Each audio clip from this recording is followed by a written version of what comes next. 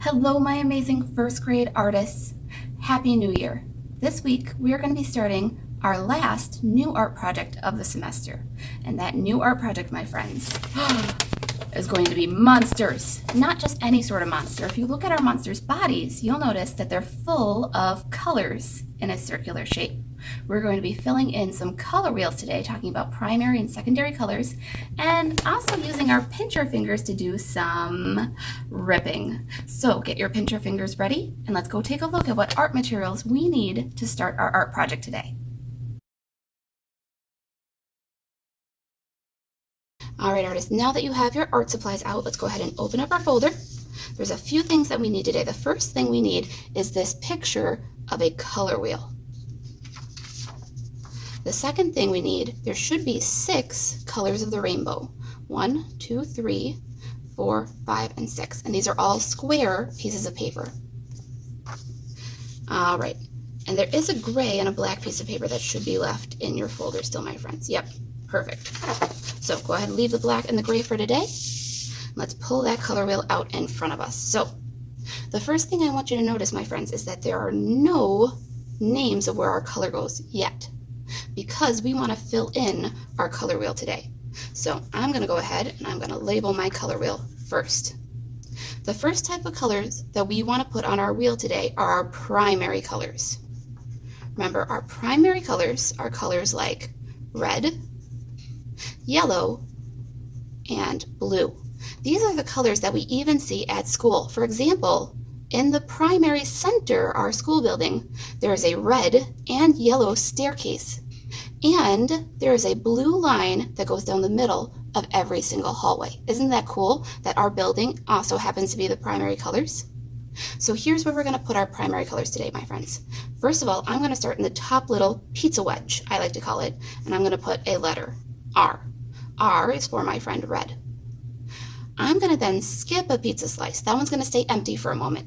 And I'm going to move to the third one where I'm going to put the letter Y for yellow. I'm then going to do the same thing again. I'm going to skip one pizza slice and go to the next one, and I'm going to put a letter B for blue. So I've done my 3 primary colors, red, yellow, and blue. If you need to pause the video here for a moment and make sure that your color wheel matches mine, please do, okay? There are still 3 slices of our color wheel left. For those 3 slices, we need our secondary colors. These are the colors that when you mix the primary colors together, you can make new colors. For example, when I mix red and yellow, I'll make the color orange, which is why the letter O is going to go in between R and Y. The next color I might make by mixing yellow and blue, you see those 2 are next to each other. In between them, when I mix them, I will get green. So we're going to use the letter G in between B and Y. There's one more slice left, and this color happens when we mix red with blue. So think about it for a moment, my friends. That last color is purple. So in our last little pizza wedge, we're going to put a letter P for purple. All right, I have my color wheel now filled out. Again, please make sure that yours matches mine. Start with your R and go around. Make sure you have the same letters, red, orange, yellow, green, blue, and purple. If you notice, it makes a complete rainbow going around the circle if you start at red. All right, my friends. So again, if you need to pause the video, please do. Otherwise, it's time to have some fun with our colors. I don't want to fill in these different parts of my color wheel boring. I want to fill them in by having a little bit of fun today. So what I might start to do is taking my first color, and I'm going to go ahead and rip it.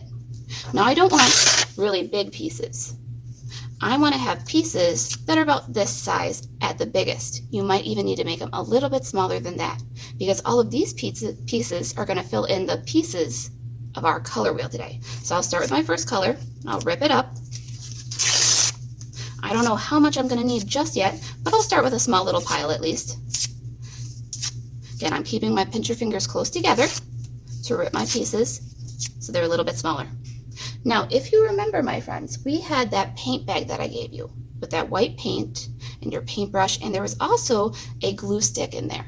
because I know some of my friends, you might be running out of glue at this point. So if you need to use that glue stick for this project, this is the perfect project to use it for.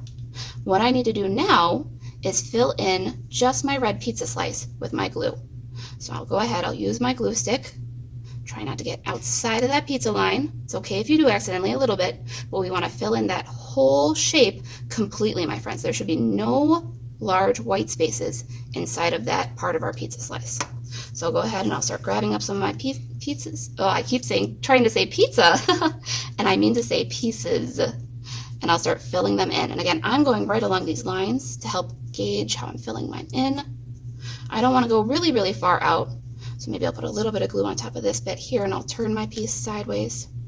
But I'm going to keep going, filling in this whole slice with my red ripped up pieces of paper.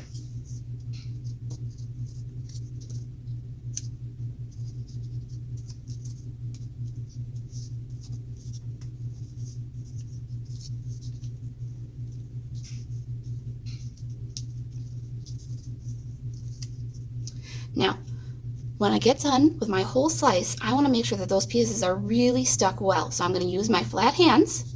I'm going to hold down and count to 10, right? 1, 2, 3, 4, 5, 6, 7, 8, 9, 10. That way I know all those pieces are nicely stuck. Now again, there's a few small little white bits. I could, if I wanted to, go in and fill in those small little white bits just a little bit better. But again, it's okay if you have small little white bits, no large little white bits, okay? All right, I'm gonna do a couple more, and I'm gonna show you some more really good ones, and I'm also gonna show you a really, really bad one to show you what it shouldn't look like as well, okay? But I'm gonna speed this part up a little bit so that way you can see how it will look when we're all done filling in all of our colors almost today, okay? Here I go.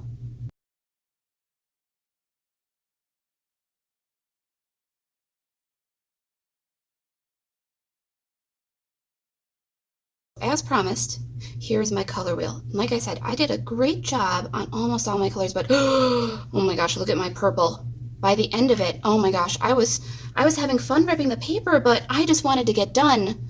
So I ripped some really, really big pieces, and I left some white spots, and I didn't use enough glue at all. Like, these pieces are just almost flopping off my paper. I don't think that's Miss Greathead's best, and I think that I could make it better. So remember, my artists, even if you feel like you want to get done, don't do work that isn't your best.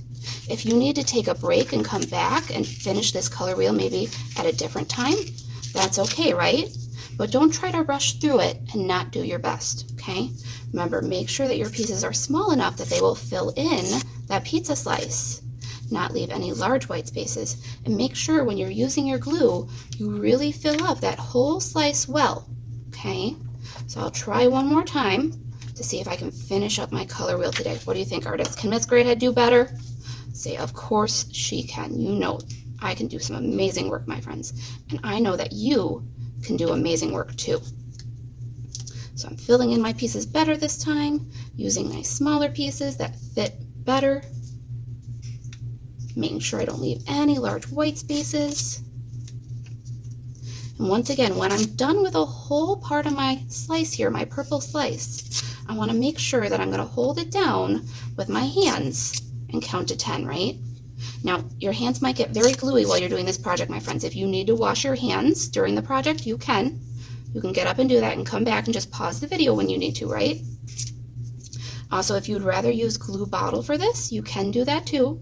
I just thought because I gave you that glue stick, it might be useful for this project. We're going to be using it a lot next week as well when we add our monster parts.